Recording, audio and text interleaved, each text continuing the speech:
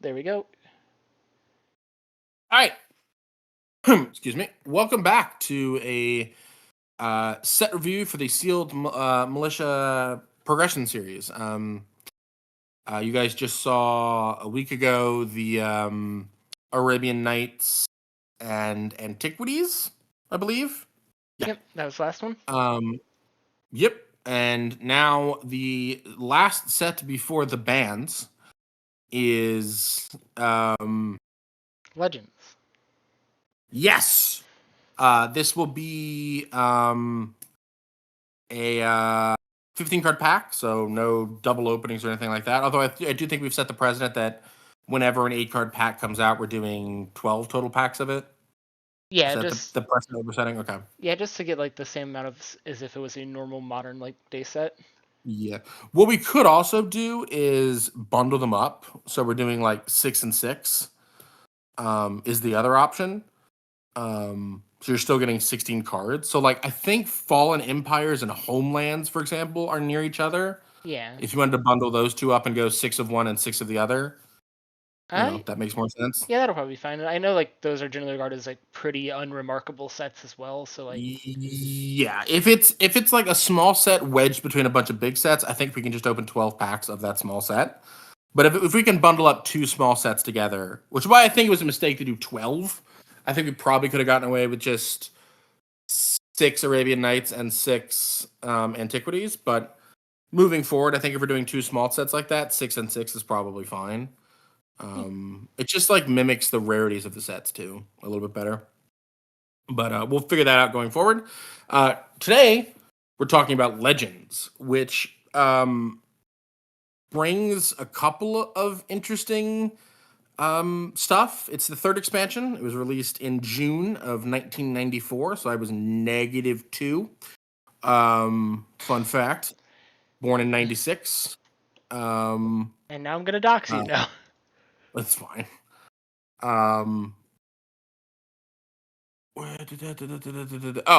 Some of the themes and mechanics are. This is also the last set where we have to worry about. I think it's the last set we have to worry about culturally insensitive cards. A little bit of update on that is Morgan and I talked about it before filming, and we're just going to re-roll all of them. Yeah. Whether they were commons or rares or uncommons, doesn't matter. They're all being re-rolled. Yep. So from Arabian Nights, I just re-rolled 3 commons and got nothing too remarkable. It was a Naf's Asp, a Camel, and a Moorish Cavalry. Mm-hmm. I mean, you say that Moorish Cavalry is going to be pretty good.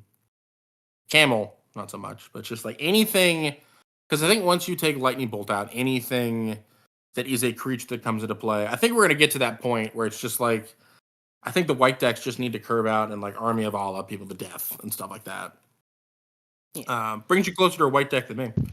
Anyways, the big themes of this set were big themes and mechanics were legendary. That word being printed on a lot of stuff. Lands, creatures, things like that. Legendary permanents. Yep. There are a lot of legendary lands. We'll get to them. It's also where we get the first printing of Patrick Star. Yes. Yep. Yes. I'm not wrong. Yeah, some of the original legends, as we'll get to, Morgan will show them on the Scryfall and you'll see them. Yep. Not great. It's also in the introduction of world enchantments, I think, and the way that world enchantments work and will work now and will continue to work is there can only be one of them on the battlefield at a time. Yep. So if Morgan plays a world enchantment and then I play a world enchantment, mine Necrotal's theirs and it blows it up. Yep. And same if I play 2 enchantments, the newest one will kill the oldest one. Yeah. Poison counters, first time they show up. And then there's also a big push on multicolored cards in this format. Like a huge push. This is the first format with tricolor cards, which in this format, as it exists right now, I think Morgan and I would be at a stretch. Yeah, I only have 1 play. duel. I have 3 dual lands, but none of them overlap into a shard, which is annoying. I have a tropical island, and then the other 2. I think it's tropical island, tundra, underground sea. So if I opened a Chromium, I have 2 of the 3, but probably still won't play it. Not that they're not bad, but this is also where Nicol Bolas is first printed. That's pretty cool. Yeah. Oh, so the Elder Dragons in general then, or just Nicol Bolas himself? Yep. The first 5 Elder Dragons ever printed. Okay. Palladium Moors, Vivictus, Nicol Bolas, Chromium, and Arcades Sabbath. Okay, I mainly associate this set with the 2-color legend, so I forgot that the Elder Dragons were originally from here. There are several 3-color legend. There's 4 in each shard. Okay. Shards of Alara. There's 4 in Bant, 4 in Esper, 4 in Grixis, 4 in Jund, and then 4 in Naya. But we'll get to that when we get to the set. I could try to make Jund work if I pull some stuff for it. Yeah, Vivictus Asmati is like very good. Also you could open Zera Arian, which is a I remember hearing that name a lot in early Commander. 3 mana 1/2 with Jund, a green, red, and a black for a 1/2 flyer that you could tap green, red, and a black to draw a card. Target player. Oh, so I can make you draw cards. Yep. Yeah, that's a thing you could do. I'll take it. Now onto the set. Looking at the actual cards, we have some pretty unplayable cards in like a Akron Legionnaire and like Alabaster Potion. Yep. X mana gain lives, but like we have some pretty decent 8 mana 3/4. Or is that an 8/4? It's hard to tell. That is in fact an 8/4. Okay, that's better, but yeah, the font is hard to read with the white on white. It means none of your other creatures can attack. I said it's better. I didn't say it's good. Because a 3/4... It's better than a 3/4? Yes. Yeah, it is. Yeah. Amru Kithkin, Davenant Archer are kind of the 2 creatures that get like a look from me, just being like curve fillers. Yeah, like a pinger is not bad, like especially because like if you combine it with like desert, if you pulled any for the last set, like you can add up. Yeah, you can like do some damage with it. Amru Kithkin is also just like a 2-drop, which I think the white decks really need.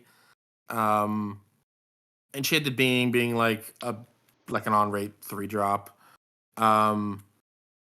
Elder Landworm is like too expensive, but like honestly, a 7 mana 5/5 trample is like pretty good. As like just a stats thing. It cannot attack until it's been assigned as a blocker, so it can't attack until it's blocked? Yes. Okay, when this creature blocks, it loses defender. Okay, that's a much better way to word that. Yes. Again, PSAT, problem solving, PSCT did not even remotely exist yet. Yeah, it's like, I understood what it meant, but it was like, this wording feels weird, and having that with actual keywords makes it feel much better. Yeah, there's another fog in Holy Day. I think, right? All attack creatures are still tapped. Play anytime. Yep. Oh, we could Divine Intervention into a draw as well. Yeah. You could. Just put 2 counters on it. Okay, 2 turns we're gonna draw. Have fun. I don't think we're gonna do that, but we could. Look, we got rid of Shahrazad, but this is not technically a new game. No, it's also sub-game. 8 mana. It's also 8 mana. Like, I'm not worried about it. I've got to force it. It's gonna be funny. Kismet, Lantax, and Moat are really, really valuable higher rarity cards. To note, Kismet has a lot of potential with Stasis in particular. There was like a Kismet Stasis deck that existed in like the early days of Magic. Okay, yeah. Osai Vultures is a card actually worth noting. 2 mana 1/1 flyer that whenever a thing dies, it gets a counter. Put a counter. And then you can remove 2 to give it +1/+1 until end of turn. I think they call it carrion counters in the Yeah. But every time something dies, or at the end of turn in which something died, you put a carrion counter on it. And then you can remove carrion counters to make it bigger.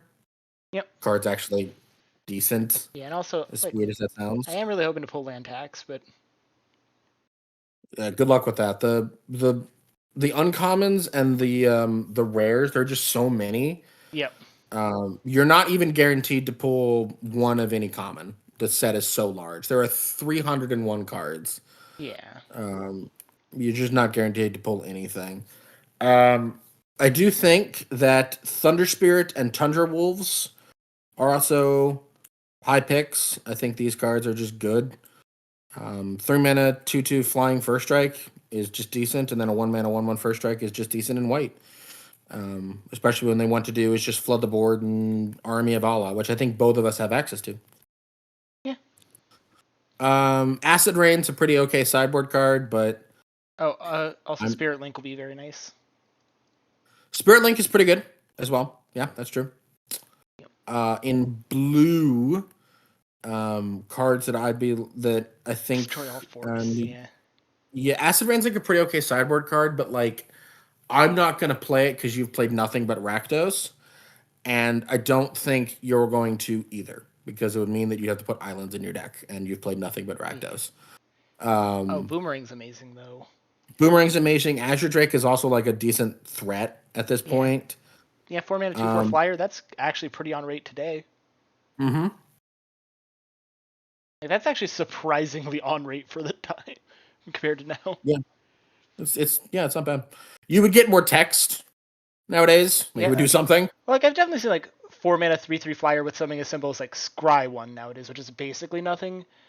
Mm-hmm. So like it's the same amount of stats just with the tiniest amount strapped on. So like compared to like some stuff where it's like for 1 mana you got to get like a million things nowadays by comparison to them where it's like no, it's just a 1-mana 1/1 and we felt good about it. Yeah. We have some terrible enchant worlds coming up. I want to see if we missed any. There probably was one in white, but I didn't notice it if we did. There was. In fact, was not. Huh. Interesting. So we have our first one, which is like a telepathy effect, I think. Everybody plays with their hand revealed. Okay, Field of Dreams. Oh, library is always face up. Sorry. So we have a lantern. Yep. Just lantern him inside without the shuffling.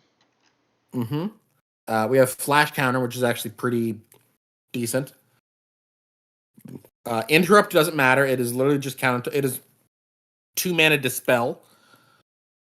We have an actual like decent counter in Force Spike. Yep. Energy taps like a combo card, like a combo ramp card. But the problem with it is it's not. I'm not ramping in anything, and well, I guess you have Disintegrate and Fireball. So if you wanted to pivot to like a blue-red deck that can do that, I guess, but it doesn't seem very good right now. And the Eye of Chaos is funny. Means that instants effectively need to be double their mana. Mm-hmm. And then there's that card that I'm not even going to mention because I'm not. It's currently blocked out on my screen because that's how Scry and it will remain blocked out on my screen. Yep. And everybody's screen. No one will see it. I know because the color Mana Drain is the iconic one. Yeah, Mana Drain.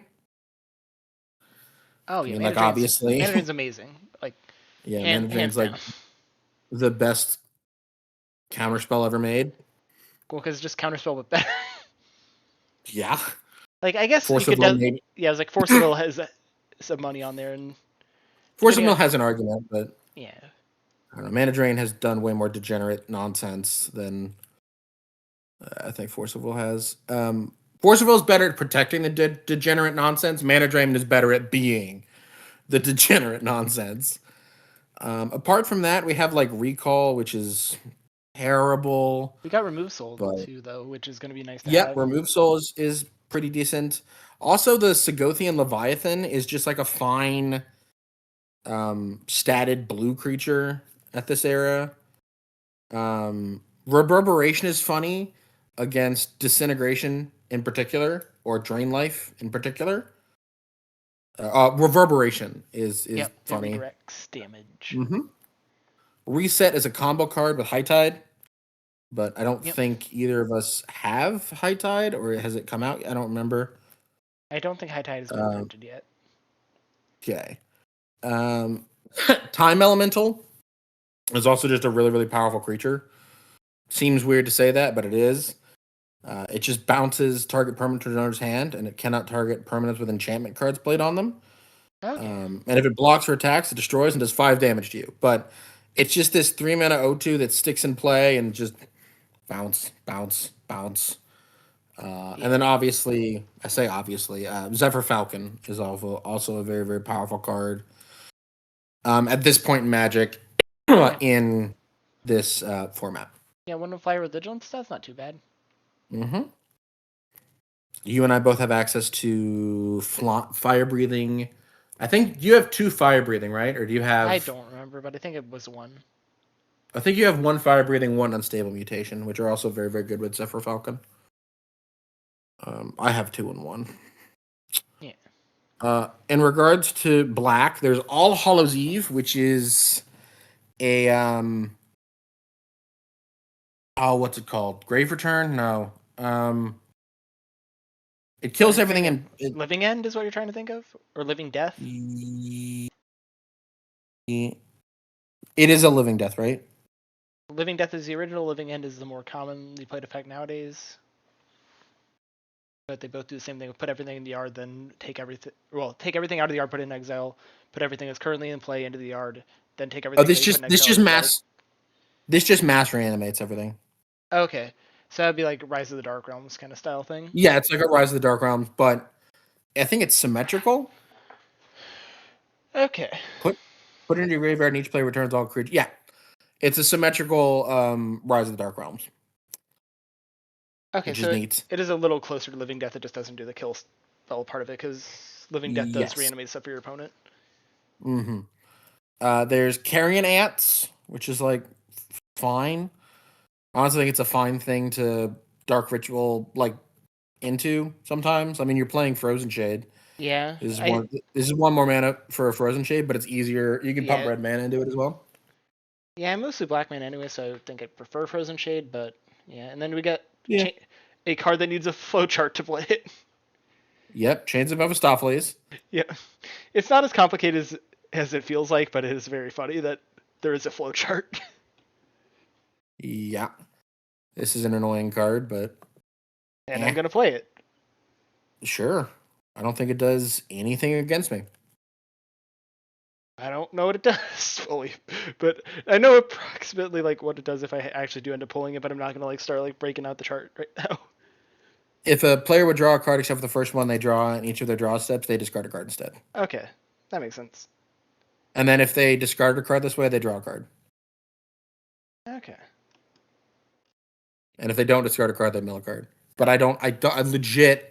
Well, I guess it's Wheel of Fortune and Library of Alexandria are the 2 ways that I can get got by Chains, but it just doesn't do anything against me at this point. But later on, like you could punish Ponders and Preordains and whatever, but Cosmic Horror is actually not terrible. But big guy with first strike. Yeah, it's not great. These kinds of cards, while Pestilence exists, is just this one not so much. This one would be better in my deck than your deck because I'm not Dark Ritualing it out, and you would try to be. It's not good to ramp out into, but it punishes you less than Lord of the Pit does under a Pestilence. I'll put it that way. Cyclopean Mummy is just like another curve play. Yeah, we have okay. Yeah, at this point, it's one of those things that like at this point in time is playable, but it will get outclassed later. But right now, just having creatures to put under the board early is just important. Darkness, we have a Black Fog, which is funny. We have a Black Pacifism in Demonic Torment, which is funny. Okay. Well, it's actually worse than Pacifism because it can still block, it just can't attack, is what this is saying.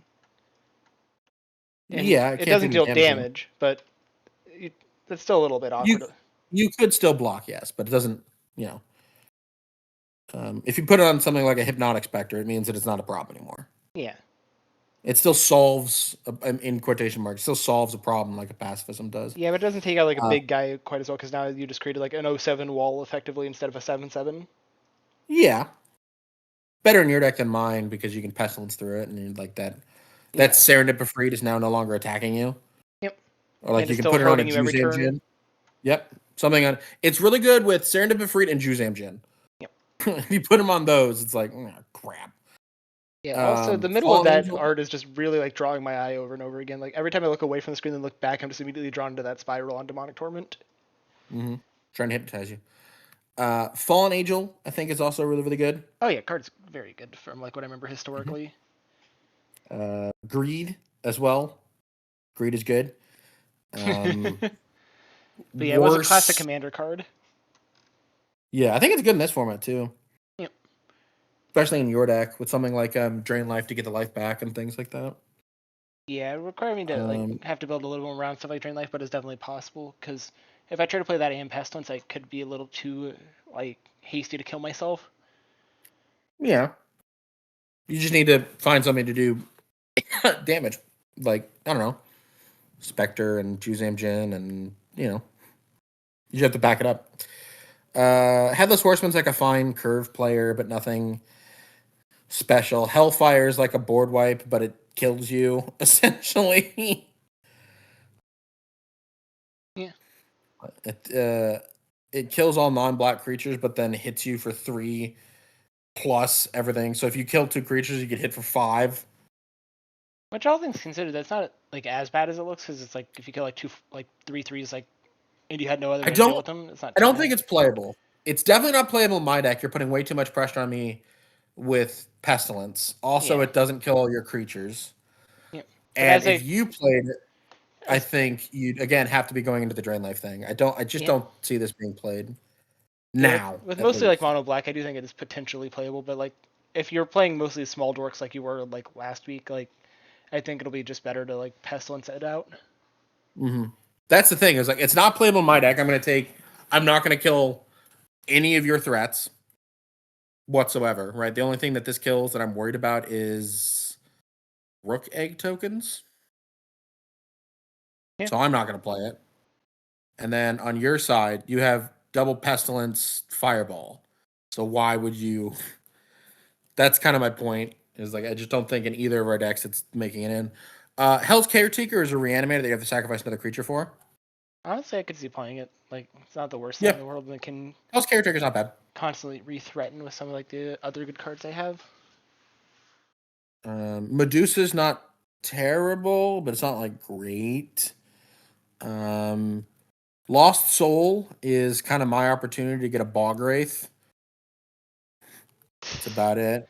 Yeah, you wouldn't play it because you have Bog Wraith. Yeah, because 4 for 3/3 is better than 3 for 2/1. Mm-hmm.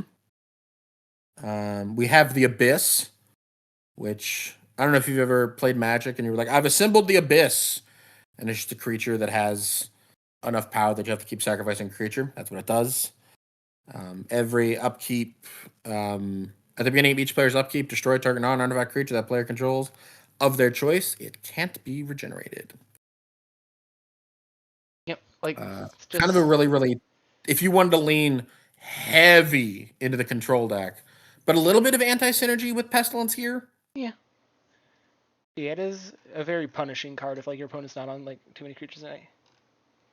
I think I would definitely run it. I won't, because I think it punishes me way more than it punishes you. But again, yeah, that anti-synergy with Pestilence is nothing to be scoffed at. And then to kind of wrap out black, we have Underworld Dreams, which I think is the kind of card that gets better later on, but it's also not terrible. Yeah. Just a passive way to like deal damage is decent. Triple black means it's pretty unplayable for me, but for you, it seems fine. Like I've been very heavy black, so I could play like anything with triple black. Mm-hmm. Vampire Bats is also another thing that I think you and I would look to play. Just allows you to do more with black mana. Seems fine. We have Walking Dead, but we both have Drudge Skeletons, so like there's really no reason to play it. Yeah. In terms of red, we have a Rampage, which is a mechanic that historically does nothing, because no one ever blocks it enough for it to matter. Like it just doesn't. I've never seen Rampage trigger, and I expect it to never trigger. Yeah. It just doesn't do anything. It's a cool idea, but it's like it just doesn't do anything. Backdraft is interesting. Again, redirecting those drain lives and well, fire, stuff like that. Blazing Effigy is actually a card that I think is actually pretty good against the pestilence stuff. Yeah. When placed in graveyard Because from play, does 3 damage target creature. Okay. yeah. So it functions as a way of like you can only ever pestilence for 2 because if you pestilence for 3, I get to kill your big guy. Because now you've done as long if your I big do guy have a is 6 0/7. You do have a 0/7, but apart from that, I mean I have Bolt, so yeah, and then the other Bolt awkwardness is Ruck Egg. Yeah. Although I actually don't know how that works. I don't know if Pestilence creates a trigger. So I can respond to the death trigger from. I don't know if it creates a trigger, is what I'm saying. Like, or if it meets a condition and then it just happens. Oh, like for like I don't know if you can. I don't know if you can respond to the. I believe Pestilence just checks at end step, but what I was mainly meaning. So, is it immediately when there's nothing on the battlefield? I don't remember. I can check. Because I could have sworn Pestilence checked at end step.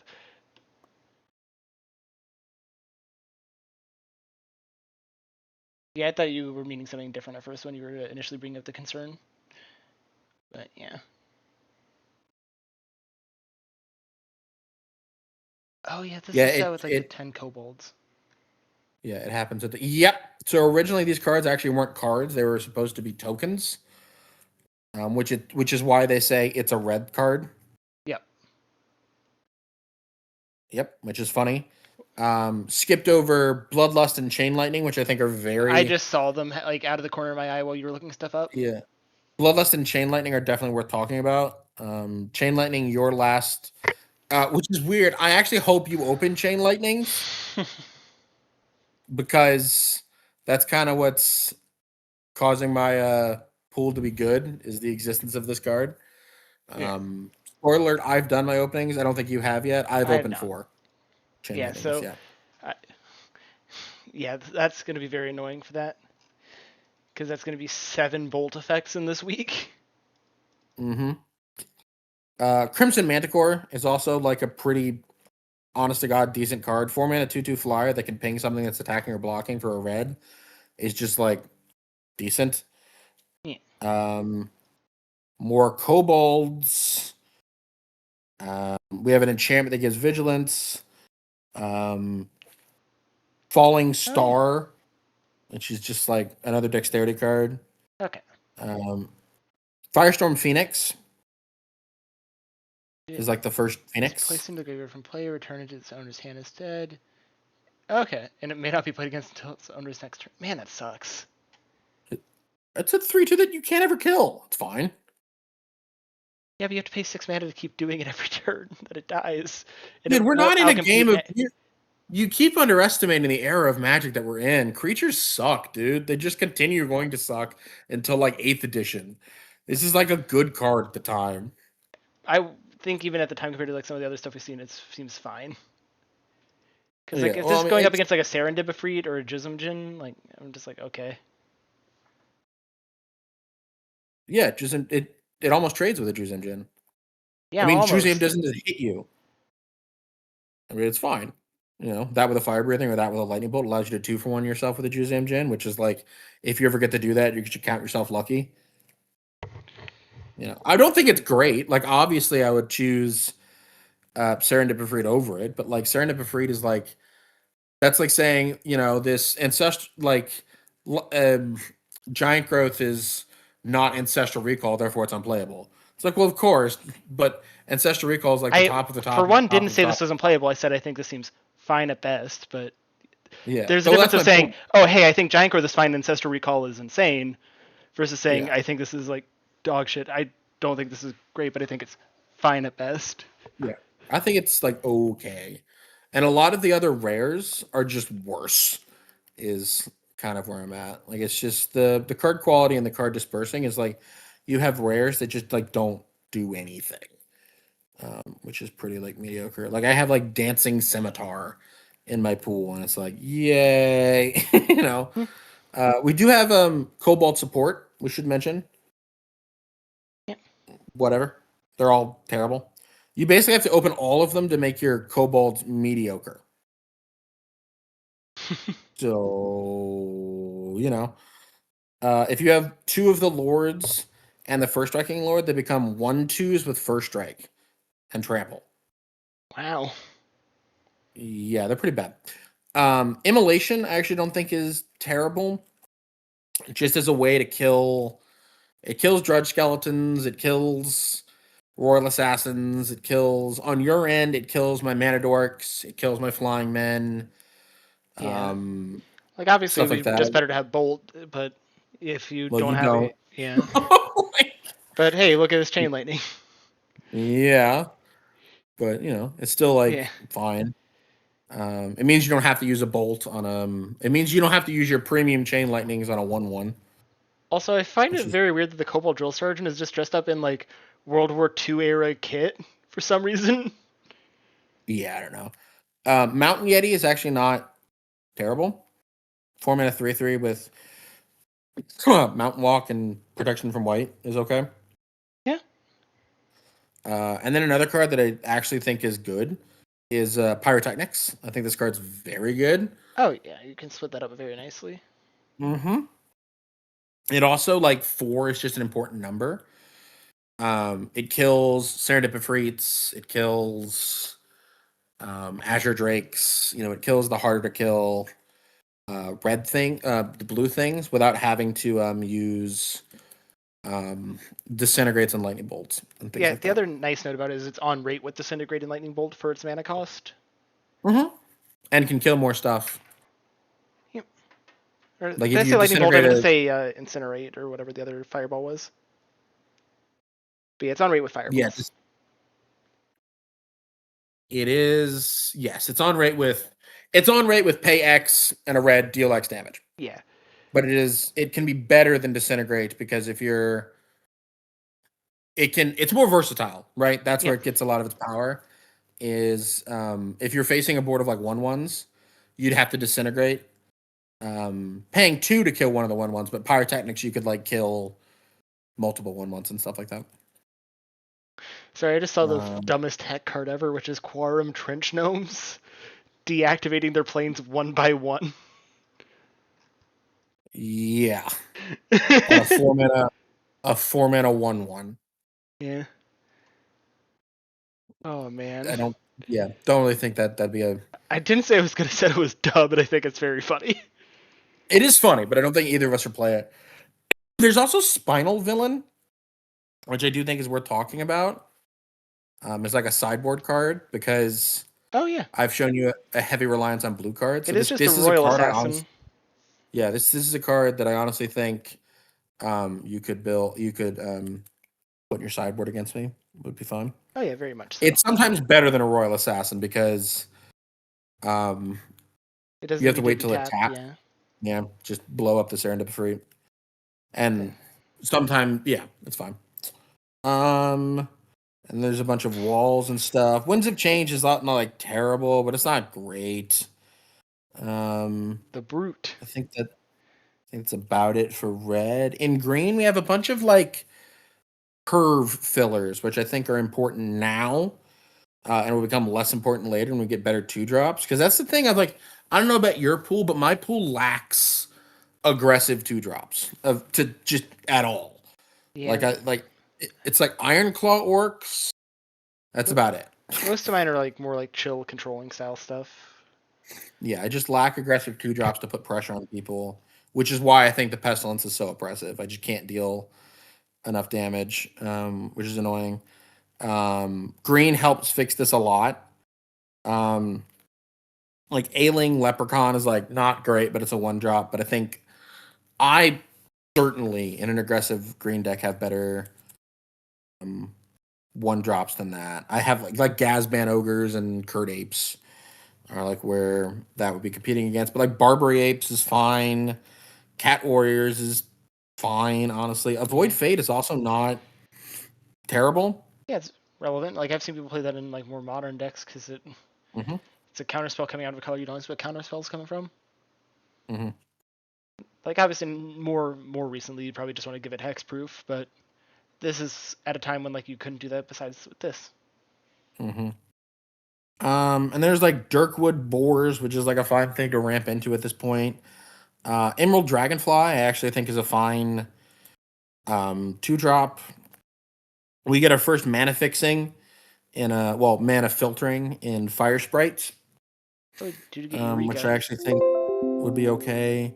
Yeah, the problem with Eureka right now is that like I don't know, our creatures seem pretty level with each other. Yeah. You know what I mean? Like if you're putting a Pestilence in play, that seems pretty okay. But first of all, you'd have to pivot to green, which I don't think you can do. I'm gonna put Pestilence triple Ruck Egg into play. I mean, Jund. Yeah. Yeah, go for it. But I think that's aiming a little high. Giant Turtle, I honestly think is decent. It's a 3-mana 2/4 that may not attack if it attacked during your last turn. So it has the ability Truant from Pokemon, if anybody cares. It attacks every other turn, but just 3-mana 2/4 big. Oh yeah.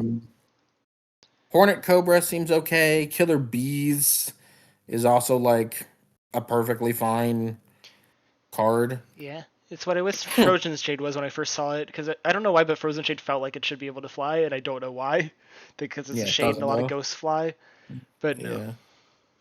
Yeah. Living Plane is kind of interesting, and I thought if I open it, I'd play against you. Because it means your pestilences are, Yeah. Pestilence for 1 if you want. Look, I'll kill all of our lands. Yeah. Which is funny. We'll restart this game. I was thinking about playing it like a red green aggro deck where it's like, pretty cool. Master of the Hunt, I actually think is pretty decent. Paying 4 mana to put a 1/1 into play, just anything to do with your mana later in the game just seems fine. Yeah, it's a sync, which is very relevant. Mm-hmm. Barring the Pestilence annoyance. Pixie Queen, I think, is okay. Moss Monster is fine, but I think very replaceable. Yeah, 5 mana 3/6, like similar stat like amount to Earth Elemental, which I was playing early on, because I think it's a 5 mana 4/5. Mm-hmm. But that's the thing. I think it's like I have Crawlworm in my red green deck over this, and I have Earth Elemental over this, and it's just like it's not a bad card at this point, but I think it's a little outclassed, if you ask me. Oh man, a Rabid Wombat. Oh man, a Sylvan Library. No, Rabid Wombat's where it's at. I will let you have a Rabid Wombat if you let me have a Sylvan Library. I will let you do that. In all honesty, Sylvan Library is just like one of those cards. It's like people are like, oh man, it's busted. It's not, to be clear, but it's never gonna not be bad. It's one of those cards that you're gonna play in every green deck until the end of time. But it's not Llanowar Elves. It's not Giant Growth. It's not, I can go on and on and on and on. Not to say that it's unplayable, and not to say that, obviously people will see my deck tech tomorrow. I don't want to spoil anything, but it's a good card, but it's nowhere near as good as... I'm assuming? I can neither confirm nor deny. Hey, and I know you own a paper Sylvan Library, so you could actually pull that out for it. I do have a real Sylvan Library. Yeah, because I pulled it. It was your pack, but I was the one who opened that pack. Did you really? Yeah, you don't remember that? It was when we were opening the Dominaria Remastered, if I remember correctly. Oh, yeah. Yeah. I just remember because I did have to buy one, so I didn't assume... Did I have to buy one? I don't know. I think the copy that I own is foil. But... Yeah, we opened a foil one from your Dominaria Remaster pack. I remembered it was like real big for your cube. I think you're correct, yeah. Yeah. Yeah. So I do own this card. But yeah, no, just to preface it with, this card is good. I'm not saying it's not good. But in a world... It has a relevant drawback if you can't shuffle your deck. That, and also in a world where Morgan's deck is Pestilence, Drain Life, these types of things, don't be surprised if I don't play it. Yeah, like it can be an easy double-edged sword, and if you're not fast enough to take advantage of it, it can be very relevant. Mm-hmm. And if your opponent can take advantage of you losing your life, that can also be very relevant. Mm-hmm. Yeah, and you don't have to lose life. It should be noted. Oh yeah. You can just get a free Sensei's Divining Top every turn. Yep. But if that's what you're doing, it does feel still good. Like you'd play that card, but it's not great. Whirling Dervish, I think, is very good. Card has a lot of early powerhouse. Willow Satyr is weird, but I do think it has potential. But I think this might be a card that gets better later on, and not so good right now. Yeah. Again, everything with 1 toughness, in my opinion, in my deck, I just can't play because I can't have things at 4, especially if they cost 4 mana. I cannot invest 4 mana into a card that just dies to Pestilence. I can't do it. Yeah. The existence of Pestilence and the... I wonder what's getting banned, everybody. I don't know. But the attitude to I'm always going to play Pestilence means I just can't play these X1s. Like, I just can't do it. Unless they're like 1 mana. And then I can play them. But like until like something better than like my current strategy like presents itself, like I play it like at least until like things change. Cause I didn't see like many good other like deck options when I was initially building, and I didn't think that changed too much with the advent of the last set. Yeah, but we'll see what happens. I'm not bagging on you. I'm just saying this is what Pestilence does, right? Yep. And I think that's about it for green. So really quickly in multicolored, most of these are not going to be playable, and a lot of these are just vanilla idiots. Like straight up, all of the blue-white ones. Some of them got abilities that are mildly abilities. Yeah, but they just cost way too much mana, and there's just too much of a color restriction. Like Jet, it's terrible. Aisha Tanaka is like not great. You know, creature with Island Walk maybe blocked as if they did not have this ability is just like not a real thing. And then like Jedit and Casimir are not good. Hunting Gorgerson is not good. Tobias is a worse Earth Elemental that's also harder to cast. Specifically the blue-white ones, they really don't feel that good. And again, Rasputin, 6 mana, that 1 toughness. So again... Hey, but you can prevent damage by removing counters from it. Woo. You can prevent it from dying to Pestilence 7 times. Yeah. Again, there's not very good. Nebuchadnezzar, going through, I do think Ramirez Di Pietro is like fine, just because the stats are good. So this is like the first one that I would play. But again, Mana Dork for 7 mana. Yeah. They're mostly full of stuff like that. And again, like Lady Orca, Barktooth Wardbeard. You know, these are not good cards. So the ones I do want to... Hey, and with Barktooth Warbeard, you mean Patrick Star. No, I mean Barktooth Wardbeard. Ramirez Di Pietro is fine because of the stats. I actually think Torwaki is pretty okay because of the stats, and 2 damage is a lot of damage to deal to creatures. Like, that is removal spell territory for a lot of creatures. Livonis Salone, you do have a Library of Alexandria, which is legendary. I mean, that might come up. Stang, just being 2/3/4 is probably okay. The green-white cards I looked at and decided that I wasn't going to talk about any of them. Lady Kalira is fine. Again, 3 damage is huge, but 7 mana is really, really tough. And I know Morgan's white cards, and Morgan doesn't know my white cards, but spoiler alert, they're not good. Yeah, it's just too much mana and a reliance on 2 colors that I don't think either of us have supported. Yeah. I have a lot of green cards that are pretty good. You know, the Wild Growths and the Llanowar Elves, pretty decent. But my white pool is terrible. I don't know about you. I remember mine not being too great. Yeah. Oh, I did skip over Tucknear Deathlock, which is a 4-mana 2/2 flyer that can pay a red and a green to give something +2/+2. That's actually not that bad. No, it's not. It's really not. Because It's it like can target actually, itself, so it can actually block as a 4/4 flyer. Yeah, it's not. Yeah, it's not bad at all.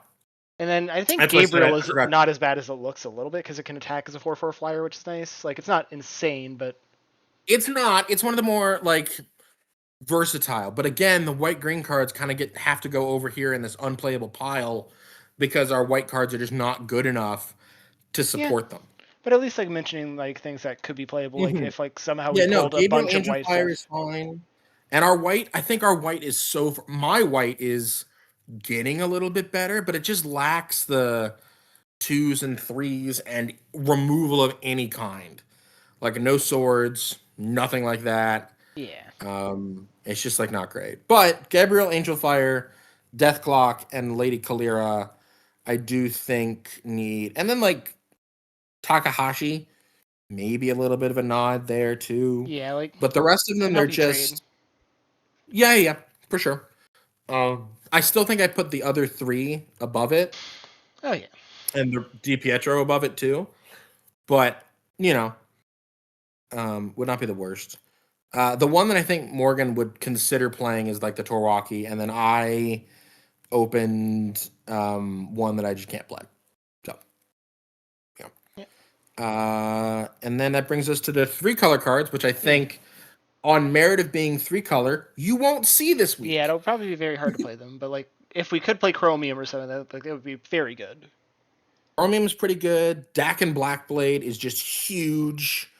Halfdane is terrible because he just copies the power and toughness of stuff. He doesn't copy the abilities. Oh yeah, which is pretty. If it was like a Subin Doppelganger for 1 less mana, that'd be pretty good. But it's not. If Lady cards are completely different Evangelia, cards, I think they're better. I said it. Yeah, if cards were completely different cards, they would be better. I'm sorry. Well, if it's a changeling, right? It's changing into that's not that like. And if you read it, it was like, oh, it comes into play during your upkeep. It shapeshifts. Yeah, but it doesn't do that. But yeah. I always like love it when that sentiment is like, if this card was this card, it would be better. And it's like, oh, it's this card. Yeah, well, it's just always a funny sentiment to me. If it was designed the way that you would think shapeshifters would be designed. Well, yeah, but they already did that one. Most are, then it would work the way that you think it should be. Lady Evangelia is actually pretty okay. But again, on the merit of being a 3-color, it's okay when mana bases are consistent, and ours very much aren't when we add that 3rd color.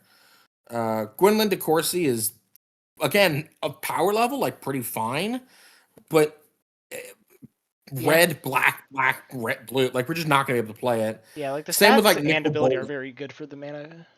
Oh, it's a good card, but red, black, blue, like we just can't. Don't think we could do it. And speaking of which, blue, black, red, and play blue, black, red on the beginning of every one of your turns. Like the Elder Dragons all are just going to be put aside. I'm going to work a Nicol Bolas deck into this somehow. Yeah, it's just like not a thing that we can do. Actually, this is a week where I still have Black Lotus, so I could just somehow go like, let's see, turn 2 to turn 3 if I'm... Yeah, turn 3 is probably the earliest. If I'm really lucky, Nicol Bolas you. And then just barely have enough mana possibly. How are you getting the mana? The answer is 3 mana plus a Black Lotus plus a Dark Ritual. That doesn't pay for it. Yeah, it does.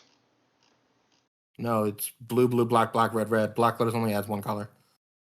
Yeah, but I have a Badlands as well, so like that should be good enough generally if I'm remembering correctly on this. So if I get the blue off of that, I get the black there, and then I have like 2 red lands or something like that. No, it'd be weird. I don't think I could have it survive, but I could definitely play it at least. But yeah, that's the other thing. It's like, okay, cool, pass, and then you put it in the graveyard.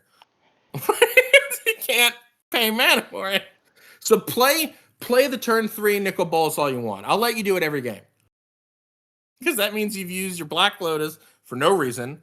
You put a nickel bolus into play, and then you put it in the graveyard. Oh wait, no, You I got it. It would be. Wait, no, because that would be so island swamp. Yeah. That it's mainly the like weird disconnect of I wouldn't have enough either red or blue like to cast it in the same turn if I had a red and a blue land, but it's very close. Still, turn 4 nickel bolus is not bad. Worse when you have to sacrifice it the next turn. Well, I wouldn't have to sacrifice the next turn if I had 4 lands generally, but yeah. Yeah, that's true. That was the but again, point of like having to do it at least on turn 3 is like trying to make it work. And I was like, okay, I can't make it work on turn 3. Okay, turn 4 is the turn where it would actually work. Yeah, the upkeep cost in a lot of these dragons is just going to keep them out of our decks. Is the point that I'm trying to make, and I think you agree with that point. Mostly, yeah. I think with Nicol Bolas, he only does have to hit you once. Yeah, that's true. Sulkanar is fine. Tetsu Umezawa is actually one of the ones that I really, really wanted to open because I think it's fine. Oh, yeah. It's actually good. Adun Oakenshield is also pretty okay. Its stats are not great, but just being able to like constantly regrowth stuff is pretty decent. And then we have Vistic Madi, which is like no. Zero Arian is a pretty decent card. And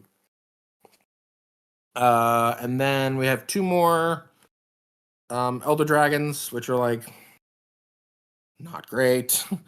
Arcady Sabbath is probably like one of the weirder ones just because it's like, it's fine, but yeah.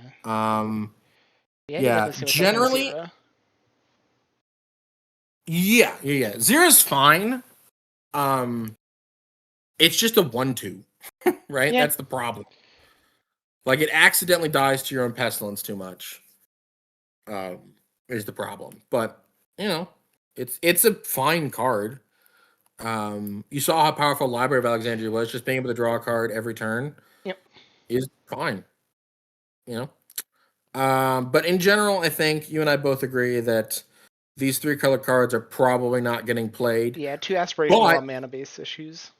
Yes, but as we go along and more dual lands get played, and I do think that if they exist, they're probably going to exist in your pool for a while. Yeah. Because we can't cast them. But as more like Evolving Wilds comes out, as more land cyclers come out, as more dual lands come out, or as more like green rampant growth come out, I do think they get better and better and better as we progress through. Yeah. Especially the green ones. I'd be really looking at the green ones if I had it. Just because they get the rampant growths and the guys that add any color and stuff like that. For artifacts, we have the mana batteries, and they're all pretty terrible. Yeah. They're just so slow. And there's really like, I think you and I, if we were going to ramp, we would play Llanowar Elves Wild Growths, right? Like, and I don't those think I two pulled things any are Wild just, Growth, but yeah. Well, I pulled a playset. I think I pulled a playset of both. I think. I know I have 3 Llanowar Elves, but yeah. But again, still, like you'd be on Llanowar Elves and Dark Rituals, so like, that kind of stuff. Yeah. Also, you have Lotus. So there's really no reason to play any of these at all. In terms of other artifacts that are worth anything, Mirror Universe. This is a fun rules discussion that'll send me on a pivot. We are playing with modern rules, so Mirror Universe doesn't kill people. It used to be that you would die during the end of the phase. That's when state-based actions would check. So you could like pestilence yourself a bunch and your upkeep go to 0 and then trade life totals with Mirrored Universe. We can't do that. The other thing is we are playing with modern legendary rules, which is relevant for this set because with our Library of Alexandria, this hasn't happened yet, but if I put my Library of Alexandria into play, we don't kill each other's library. Also, if I play a library, it means Morgan can still play their library. Same for Caracas. Yes, same for Caracas and Teleria Academy? College or whatever. Yeah, that comes later, but I was just trying to think of what card you're trying to remember the name of, so that was the first one I thought. Valerian Academy. You got it. Okay, cool. I was thinking of the YouTube channel too. I just wouldn't go out of my head. Okay. Um, Polaria West is a different card, but that's even way later. yeah, Caracas is also like a notable card from this set. I don't think you and I would play it right now. Yeah. Sorry, I was Certainly not just in the looking main at board. the other artifacts for a second, just because like thing here. Oh, they're all pretty bad. Hey, I don't know. I can make a meat grinder of snakes. Yeah, and then pestilent. Yeah, but I can You poison you know, to death. sure. And then the rest of the legendary lands are pretty terrible. With I think two notable exceptions, which are Pendlehaven. I think is Okay. actually pretty decent. And then Okay. Tabernacle at Pendrell. Yeah, Trindlehaven is just like a classic, and Mm-hmm. Tabernacle is historically pretty insane if you have a deck that supports it. Yeah, it's like the one land at the time that I would consider playing that doesn't tap for mana. Yeah. All right. Well, thank you for watching. Tune in tomorrow to see my openings, and then you'll see Morgan's on Wednesday and a gameplay video on Friday. And then next week, if I'm counting this right, and I believe I am, next week we'll start the 100th video celebration. We've got something very, very special because Morgan and I agreed that we're not going to do unsets Yep. in the sealed progression series just because, I don't know, it feels weird. They just kind of feel out of place.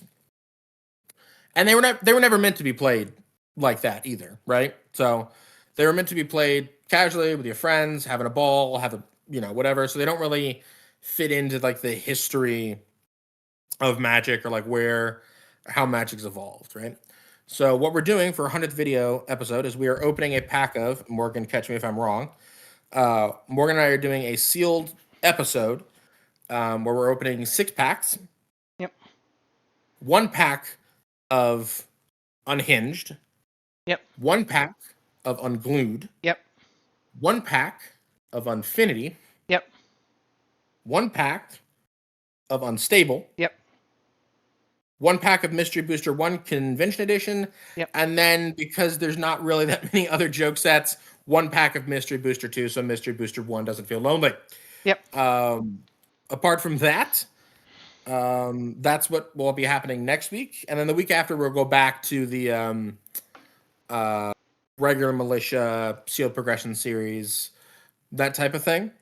So this is you'll have to go 2 weeks without a sealed progression episode, but that's just because this is where the 100 video episode fit in, and that was a lot of like behind the scenes getting these packs ordered, make sure they're at the same time. So when we're filming that, it's just easier to film another episode of regular Militia instead of having to film 2 sealed progressions like back to back like that. So Yeppery. That's Hunter and Morgan signing out. Bye.